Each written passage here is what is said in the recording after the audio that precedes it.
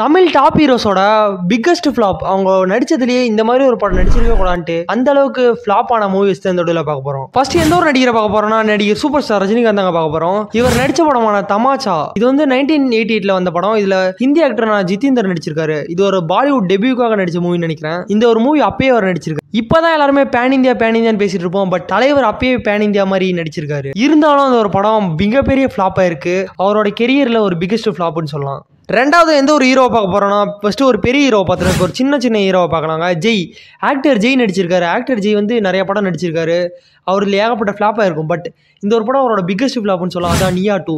இது ஒரு பாம்பு கான்செப்ட்லாம் வச்சு நடிச்சிருப்பாரு. நாகினி சீரியல் பார்த்துருப்பீங்கன்னு நினைக்கிறேன். அந்த நாகினி சீரியல் மாதிரி இந்த பாம்பு கான்செப்ட் வச்சு செமையாக காமெடி பண்ணி எடுத்திருப்பாரு இந்த ஒரு படத்தை. இந்த ஒரு படம் அவரோட நடிச்சதுலேயே ஒரு பிக்கஸ்ட் ஃபிளாப்னு சொல்லலாம்.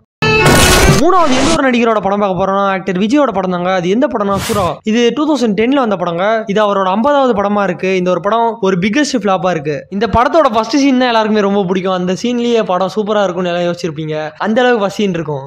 கமலஹாசனும் சங்கரும் சேர்ந்து இந்தியன் ஒரு படம் பண்ணியிருப்பாங்க. அது மிகப்பெரிய பிளாக் பஸ்டர் படமா இருக்கும். அது ஒரு சூப்பர் படமா இருக்கு. அந்த மாதிரி ஒரு படத்தை எடுத்துட்டு அதே காம்பினேஷனோட இந்தியன் 2 ஒரு படம் எடுத்திருப்பாங்க 2024 வந்ததுலேயே ஒன் ஆஃப் த பிக்கஸ்ட் ஃபிளாப்னு சொல்லலாம் கமல் நடிச்சதுலேயே.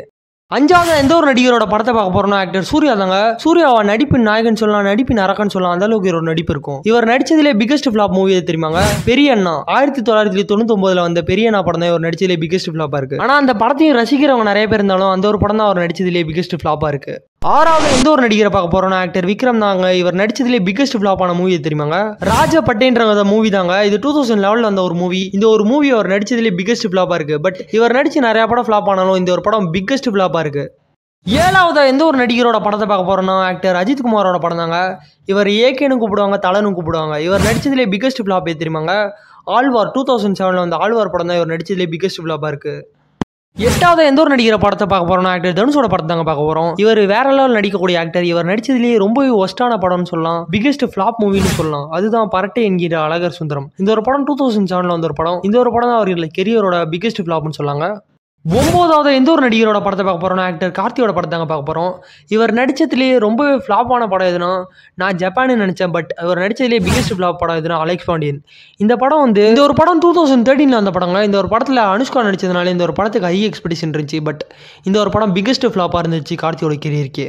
பத்தாவது எந்த ஒரு நடிகரோட படத்தை பார்க்க போறோம்னா ஆக்டர் சிவகார்த்திகேயனோட படம் தாங்க. இவர் நடிச்சதுலேயே பிக்கஸ்ட் ஃபிளாப் மூவி எதுனா மிஸ்டர் லோக்கல் தாங்க. இது 2019 வந்த படம். இவரும் லேடி சூப்பர் ஸ்டாரான நயன்தாரா சேர்ந்து நடிச்சதுனால இந்த ஒரு படத்துல ஹை எக்ஸ்பெக்டேஷனோட பீப்புள்ஸ் எல்லாம் போயிருப்பாங்க. பட் இந்த ஒரு படம் யூஸ்வலா இருக்க எல்லா கதை மாதிரி இந்த ஒரு படத்தை எடுத்து இந்த ஒரு படம் பிக்கஸ்ட் ஃபிளாப் ஆச்சு சிவகார்த்திகேயனோட கெரியருக்கு.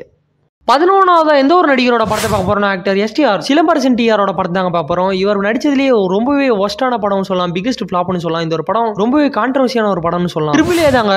அன்பானவன் அசராதவன் அடங்காதவன். இந்த ஒரு படம் 2017 வந்த படங்க. இந்த ஒரு படம் நிறைய கான்ட்ரவர்சியா வந்தோம். இந்த ஒரு படம் பிக்கஸ்ட் ஃபிளாப் ஆச்சு.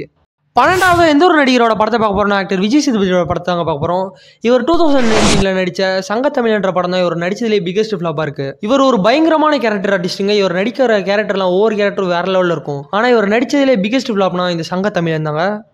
13வது எந்த ஒரு ஆக்டரோட படத்தை பார்க்க போறோம்னா ஆக்டர் ஜெயம் ரவி தாங்க. இல்ல ரவி மோகன் படத்தை தாங்க பார்க்க போறோம். இவர் நடிச்சதுலேயே பிக்கஸ்ட் ஃபிளாப் மூவி தெரியுமாங்க? 2021 பூமின்னு ஒரு படம் நடிச்சிருப்பாரு. இந்த ஒரு படம் பிக்கஸ்ட் ஃபிளாப்னு சொல்லலாம். ஏன்னா இந்த படத்தோட கதைக்களம் பார்த்தீங்கன்னா ஒரு நேரான கதைக்களமா இருக்கும். இந்த கதைக்களம் பல வருஷமா இந்த தமிழ் சினிமாவில் இருக்க ஒரு கதைக்களமா இருக்கிறதுனால இந்த ஒரு படம் பிக்கஸ்ட் ஃபிளாப் ஆயிருக்கு.